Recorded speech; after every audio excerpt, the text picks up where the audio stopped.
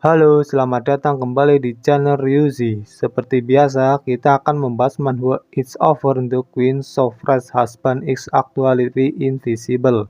Tapi sebelum ke pembahasannya, alangkah baiknya tekan tombol like dan subscribe-nya terlebih dahulu agar Mimin semangat membuat videonya.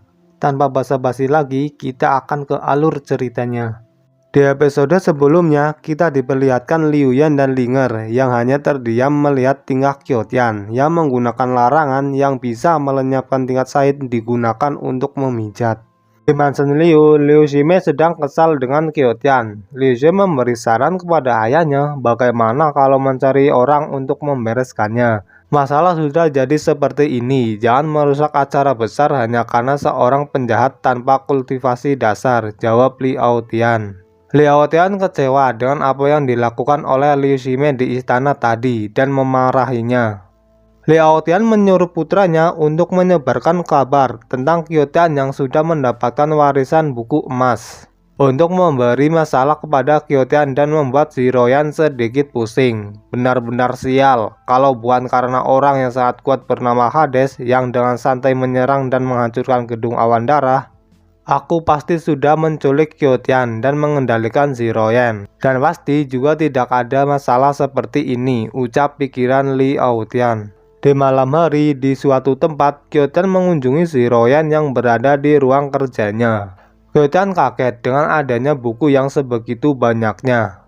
Kalau bukan karena kemampuan Liao Tian membagi sebagian besar beban, kau mungkin tidak akan bisa melihatku duduk di sini, ucap Ziroyan. Kyotian tidak menduga menjadi kaisar itu sesulit ini. Kyotian menanyakan apakah 6 juta batu rohnya sudah sampai di istana. Ziroyan memberikan kunci giok dan menyuruh Kyotian untuk pergi ke istana yang di dalamnya terdapat banyak kekayaan yang ditinggalkan oleh kaisar terdahulu. Masih harus melakukan ini, tanya Kyotian. Aku menyerahkan kunci itu padamu dan jagalah harta istana. Bagaimanapun aku masih ada urusan lain. Dengan begini, pengadilan istana tidak akan punya alasan untuk mengatakan kau pemalas dan tidak melakukan apapun. Ini hal yang bagus kan? Jawab Ziroyan. Kyotian pun dengan semangat menyetujuinya dan menggabungkan kunci giok. Ziroyan mengatakan bahwa token giok itu sendiri juga merupakan senjata spiritual dengan efek pelindung dan bisa menjagamu tetap aman. Aku naik tahta dan membangun sebuah perpustakaan baru. Biarkan Liu Yan yang memimpin orang-orang untuk memindahkan semua barang di perpustakaan ke perpustakaan baru. Kau juga bisa mengambil sesuatu yang kau suka dalam perjalanan. Batu spiritualnya seharusnya tidak lebih dari 2 juta. Kekaisaran Dayan masih punya banyak uang untuk dihabiskan. Barang-barang yang kau bawa juga ada di gudang. Entah kau mau mengambilnya atau tidak, itu terserah kamu. Kyotian senang dengan apa yang Ziroyan katakan. Kyotian pun mengucapkan terima kasih kepada Ziroyan dan akan menjaga ruang harta agar tetap aman. Di saat Kyotian akan pergi, Ziroyan menyuruh Kyotian untuk jangan pergi terlebih dahulu dan mengatakan terima kasih kepada Kyotian.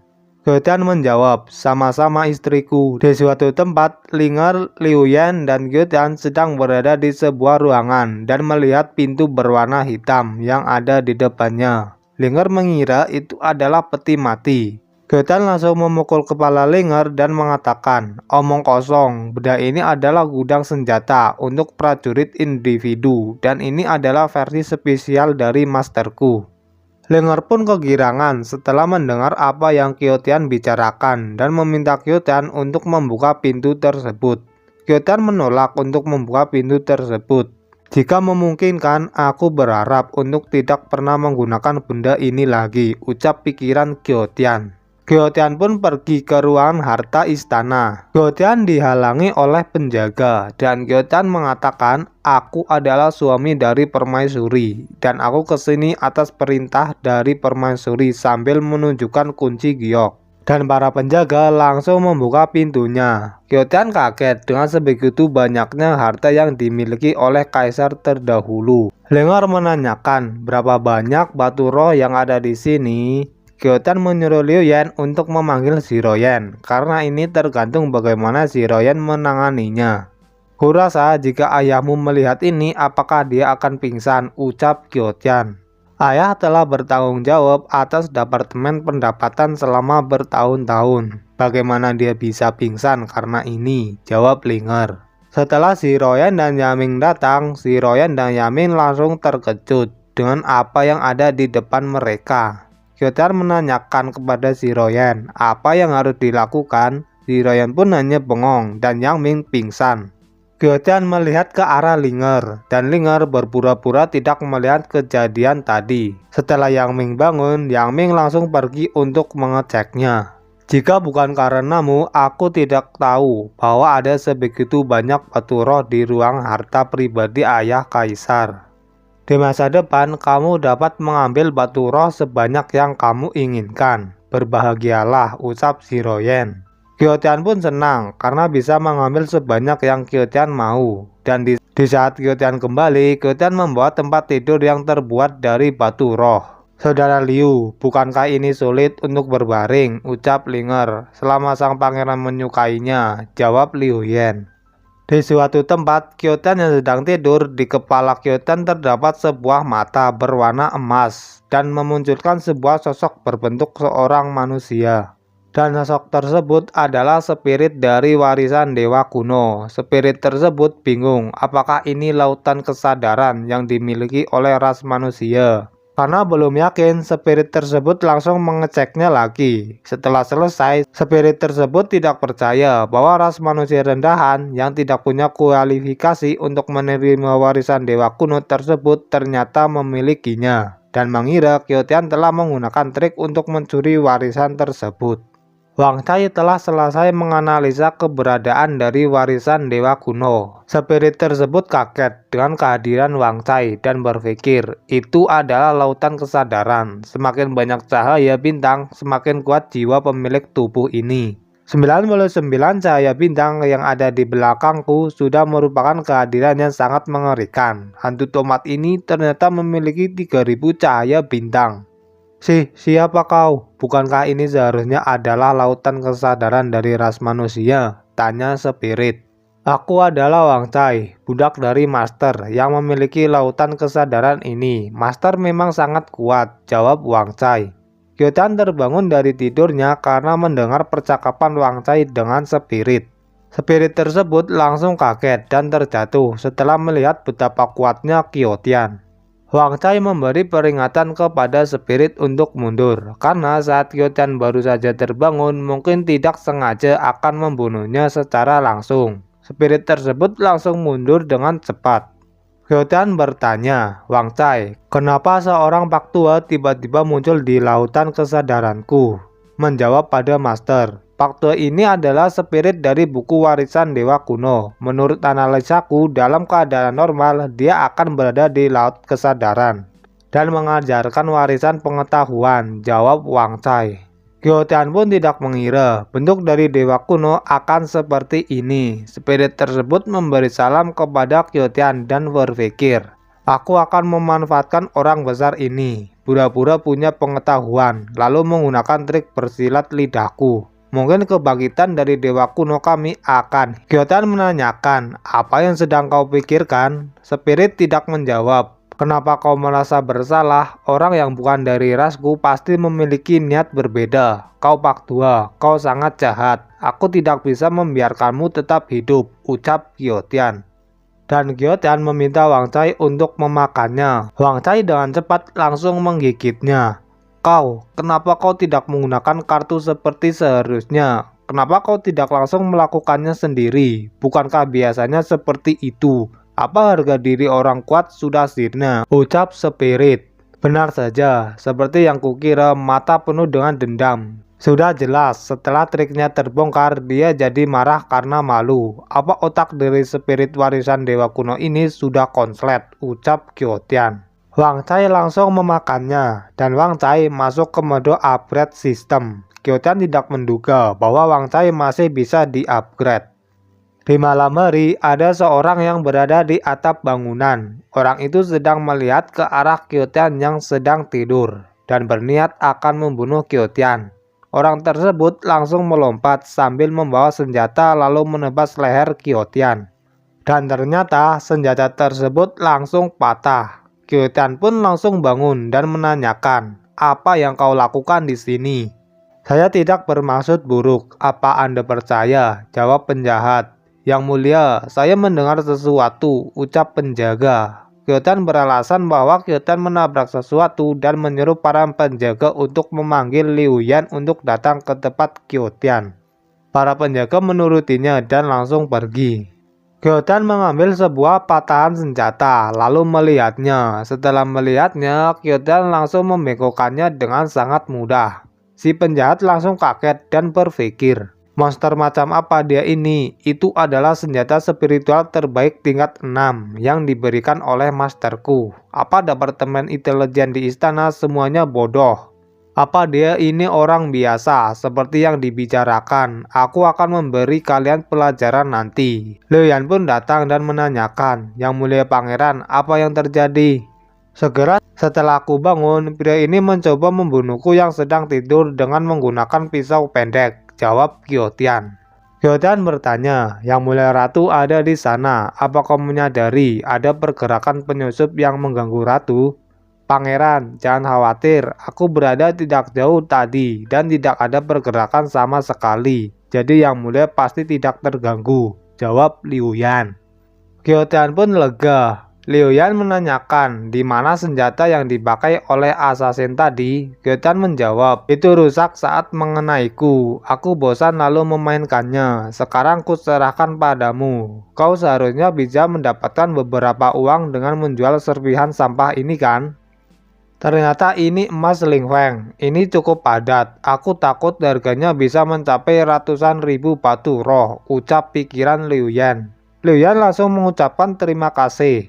Liu Yan tahu bahwa orang yang mau membunuh Kyotian adalah orang dari Istana Jiwa Hitam dan salah satu dari bawahan Six Evils. Dan assassin tersebut bernama Fang Meng. Fang Meng beralasan bahwa ini semua hanyalah salah paham. "Salah paham? Kau menyusup ke istana di malam hari, menyerang pangeran yang sedang tertidur. Kau bilang salah paham?" ucap Liu Yan. "Ini bukan percobaan pembunuhan. Saya tadi menggunakan bagian belakang pisau. Yang mulia, coba pikirkan baik-baik. Saya menggunakan belakang pisau kan?" ucap Fang Meng. Kyotian pun berpura-pura percaya bahwa Fang Meng menggunakan bagian belakang pisau. "Sebenarnya, saya datang ke istana hanya untuk mengumpulkan informasi dan menangkap seorang pelayan. Saya jelas tidak ada niat untuk membunuh Anda," ucap Fang Meng. "Kurasa orang ini menganggapku idiot," ucap Kyotian. "Terima saja nasibmu, istana jiwa hitammu juga tidak beruntung dan jatuh ke tangan pangeran lagi," ucap Liu Yan. "Lagi, orang tua rawa racun datang ke sini sekali sebelumnya. Mengapa dia mengatakan lagi? Mungkinkah?" ucap pikiran Fang Meng. Fang Meng pun tahu bahwa Hades adalah Kyotian.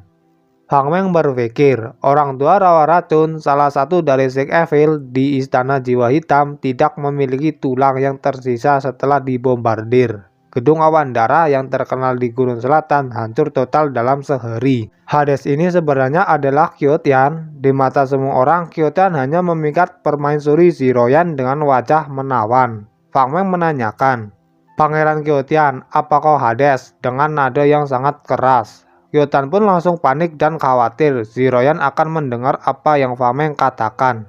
Kyotian langsung merobek ruang dengan tangan kosong. Fang Meng pun kaget dengan Kyotian yang bisa merubah ruang hanya dengan tangan kosong. Kyotian langsung mencekik dan mengangkat Fang Meng dan mengatakan, "Aku awalnya ingin memberimu kesempatan untuk memulai hidup baru, tapi aku tidak menyangka kamu begitu kejam. Dengan sengaja mengaum dengan keras dan menggetarkan energi spiritual. Apa kau ingin memberitahu yang mulia dan membiarkanku mengungkapkan kekuatanku?" Fang Meng meminta maaf kepada Kyotian sambil melambaikan tangan. Kyotian mengira Fang Meng memprovokasinya dengan gerakan tangan. Kyotian pun langsung memasukkan Fang Meng ke robekan ruang dan langsung menutupnya. Kyotian menyuruh Liu Yan untuk mengecek apakah Ziroyan yang berada di ruang belajar kekaisaran mendengar suara yang berasal dari sini. Salah satu penjaga datang untuk bertemu Kyotian. Liu Yan bertanya, "Kenapa kau di sini?" Setengah jam yang lalu, setelah sang jenderal bergegas ke istana, yang mulia mengikutinya dan pergi. Sebelum Yang Mulia pergi membiarkanku bicara dengan pangeran. Ada kemungkinan dia tidak akan kembali pada malam hari. Jadi pangeran tidak harus menunggu Yang Mulia kembali, jawab penjaga. Qiuetian pun lega karena Ziroyan sudah pergi dan tidak mendengar apa yang Fameng katakan dan menyuruh mereka untuk kembali bertugas. Aku ketakutan malam ini, biarkan Yang Ming memasak lebih banyak makanan yang enak besok, ucap pikiran Qiuetian. Di suatu tempat, kita diperlihatkan Linger yang sedang cemas akan sesuatu. Bagaimana? Apakah ada berita tentang ayahmu di kota? Tanya Jenderal Zhong. Tidak, aku telah mencari di seluruh kota, tetapi aku sama sekali tidak menemukan di mana ayah berada, jawab Linger. Jenderal Zhong pun tidak menemukan jejak Yaming di kota kekaisaran. Sebuah cahaya emas muncul di depan Linger dan Jenderal Zhong, dan Jenderal Zhong menanyakan, siapa kamu? Dan ternyata adalah Ziroyan. Jenderal Zhong menanyakan, bagaimana? Bibi Zhong, tidak ada jejak Paman Zhong, jawab Ziroyan. Jenderal Zhong menyesali telah marah kepada Yang Ming dan mengusirnya dari rumah sehingga Yang Ming pergi entah kemana. Ziroyan mengatakan, aku pikir Paman Zhong diculik, alasan terbesar mungkin terkait dengan hal-hal di Qinjiang Selatan. Di bawah naungan Paman Zhong, Qinjiang Selatan menjadi semakin stabil dan banyak orang resah yang bersembunyi di antara para pengungsi secara diam-diam ditemukan. Dan untuk membalas dendam, mereka pasti menemukan organisasi yang dapat menyelinap ke kota kekaisaran dan menculik Paman Zhong tanpa sadar. Maka hanya ada satu, yaitu Istana Jiwa Hitam. Gaya perlakuan Istana Jiwa Hitam sangat sesat dan kejam. Jika suami dibawa pergi, aku khawatir, ucap pikiran Jenderal Zhong. Yang Mulia, aku tidak pernah memohon apapun kepada Anda. Tolong selamatkan dia, ucap Jenderal Zhong. Bibi Zhong, meski kami adalah raja dan menteri, aku juga royan kecilmu. Jadi jangan khawatir, aku akan membawa Paman Zhong atas namaku, jawab Ziroyan. Terima kasih, Bibi Zhong berterima kasih, ucap Jenderal Zhong. Ziroyan meminta Linger untuk menjaga ibunya, dan Ziroyan langsung pergi. Jenderal Zhong khawatir, bagaimana jika musuh mencoba memanfaatkan Ziroyan yang sedang pergi dan sebenarnya Yaming tidak pergi jauh. Jenderal Zhong langsung pergi untuk mencari Yang Ming dan menyuruh Linger untuk tetap di rumah. Linger khawatir bagaimana jika salah menebak dan terjadi sesuatu dengan ayahnya. Linger ingat dan pergi mencari Qiuetian. Di suatu tempat, Liu Yan sedang berlatih dan Linger tiba-tiba datang untuk mencari Qiuetian. Liu Yan memberitahu Linger kalau Qiuetian belum bangun dan menanyakan apa yang sebenarnya sedang terjadi. Ayahku hilang, jawab Linger. Liu Yan pun kaget dan pergi ke tempat Qiuetian berada.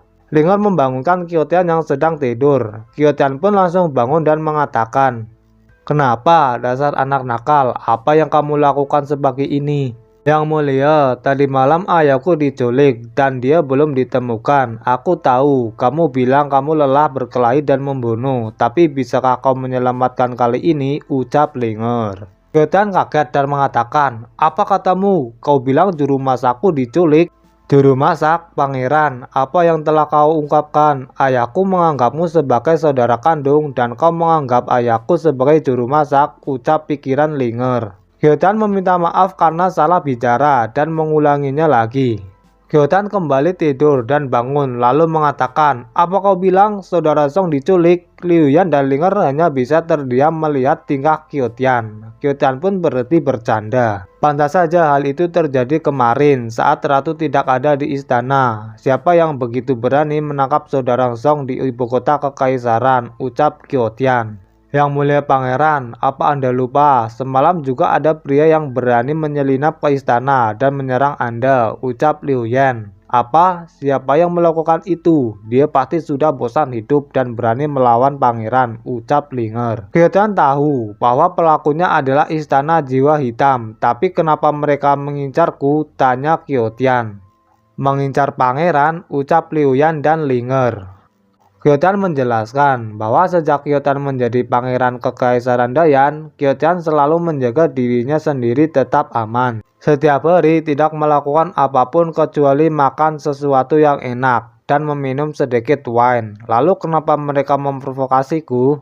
Liu Yan dan Linger menduga bahwa itulah masalahnya. Kyotan berpikir, istana jiwa hitam pertama faktual yang muncul entah dari mana menghalangiku di Gunung Kinjang. Dari depan itu terlihat seperti kebetulan. Tapi kalau kau melihatnya lebih dalam, apa benar kebetulan? Mungkin mereka menemukan petunjuk tentangku terkait gedung awan darah. Jadi mereka sengaja datang untuk menyelidiki. Kali ini istana jiwa hitam menyerang.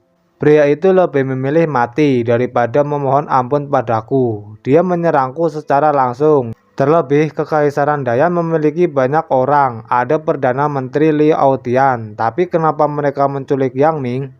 Perdana Menteri Liao Tian adalah sosok besar di Kekaisaran Dayan. Mereka menculik Yang Ming karena dia memiliki hubungan paling dekat denganku. Jadi aku punya alasan mencurigai istana jiwa hitam mengincarku.